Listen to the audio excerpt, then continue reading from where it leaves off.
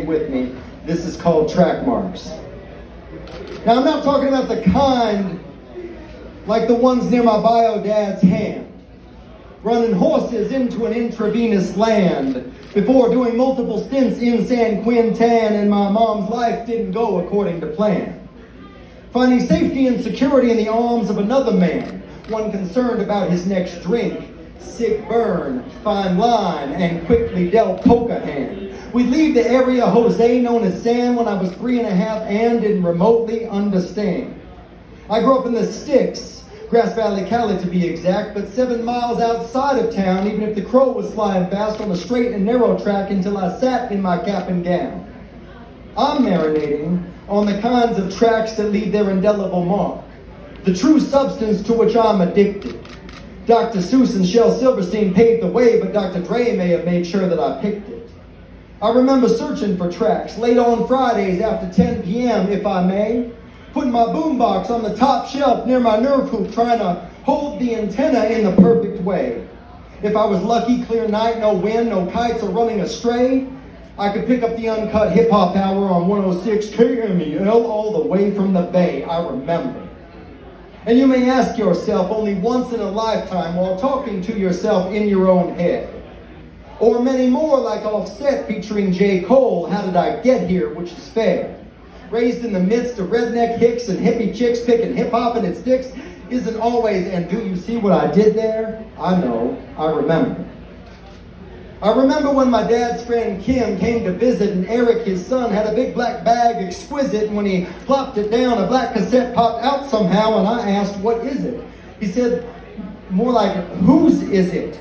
A friend left it at his house who didn't want it because someone else left it at his. Nothing written on the outside, no case to give a hint. Now I asked him if he gave it a listen in. He said no, so I put it in.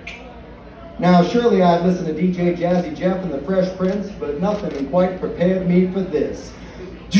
Woke up quick at about noon, just thought that I had to be in Compton soon. I gotta get drunk before the day begin, before my mother starts bitching about my friends. About to go and damn near went blind. Young cut, you don't get to finish that line, but it's all still up in here, so it's fine. I can still almost put the entire album on repeat in my mind. I knew every single line of every single song long before I knew what it was called or who it was by. Easy-E, easy does it. I went blind and found my sight again like a sign. I remember shortly after getting my license, driving to a convenience store which had a variety of cassettes in the back near the storage door, grabbing Fat Boys, Curtis Blow, and Two Live Crew explicit, long before I was around frat boys, lines of blow, and getting jiggy with it. And I drive, happy to be alive, gas 99 cents a gallon, fill it. Rapping with Curtis about basketball, driving it all about town to kill it. Basketball is my favorite sport. I like the way they dribble up and down the court just like I'm the king of the microphone. So I Dr. J and Moses Malone. I like slam dunks and taking it to the hoop. My favorite play is the alley oop. I like the pick and roll. I like the give and go because it's basketball with Mr. Curtis Blow. And 16-year-old me with a full head of hair. Young, dumb, full of something special, wanting the music to hold me with a 1,000-yard stare. I remember pacing all around the sandy ground in the beach town near my university reach, out on the mound pitching ideas. Pounding waves providing the sweet background sound for my attempts at freestyles. Stitching eyelids closed in the meanwhile. Beats and drops as in a heartbeat that needs to stop, as if they're not already in the street with cops, as well as the bass pulsating your face, puffing your own grown crops. I remember jumping in imaginary circles, chilling, feeling the real thing. Lessening stress, feasting on a meal drink, and drilling the sense of blessed, as in rewarding if we're sorting, it's the sort of thing I don't ever really stop. Can't stop, won't stop, because it's sporting. I'll sip from the top because it's hot, and adjust my levels for no distorting. Hip-hop. So many memories I'm hoarding because of you. Shadowboxing like LL, because mama said knock you out. Killing time till I'd wait in line for the midnight reopening of Tower Records. Checking what was what with the checkers and the Rex and effectors. Hip-hop, When I felt slighted at night, you gave me naughty buys, stretched to remind everything's gonna be alright. So while other kids were watching my so-called life with Jared Leto, I was belting out, if you ain't ever been to the ghetto, don't ever come to the ghetto, because you wouldn't understand the ghetto, and stay the fuck out the ghetto. Why me?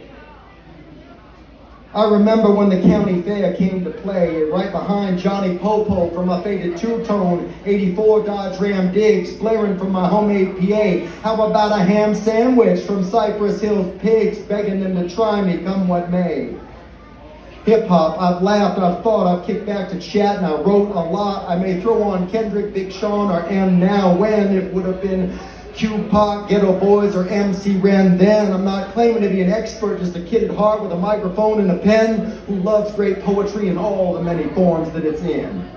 Unless perhaps I put on Sam's Soul or Ben's Hole in order to begin. Out of plenty and many, there aren't any beating out hip-hop for the win. Hip-hop, you've caused me to need a good grip mop, not for a wop, but for the drip drop from the tip-top of my eyelids. Crying at night, but feeling like I needed to somehow hide it or fight it. I was just an outside quiet, inside a riot. I was a bright kid, easily excited. And when the restaurant radio was playing hip-hop because D was the head chef, this pearl diver would be ignited deep in the soul that he was provided. Yes, even for a white kid, sipping root beer or orange crust who didn't have much but felt enough to sit right beside it. And once I tried it, I never looked back. Sure, I got looked at funny, no money, because I spent it all learning lines as I can. I'd walk and talk to myself like now, only someone else's words, but that I felt I could understand. Others thought I was disturbed, but you see, that was all part of my inadvertent introverted plan. Practice poetry, people leave me alone. Win-win, man. But then I met others who drove it too. And then those chosen few grow with you. And other family that were chosen too. And now I'm doing shows with you. And I'm so glad that you chose it too. Or that it chose you. It's why I rose with you. Because I know I helped prove there's a deeper shade of soul that we all had at the beginning. One source, one goal. Everybody winning. Much love. Thank you for listening.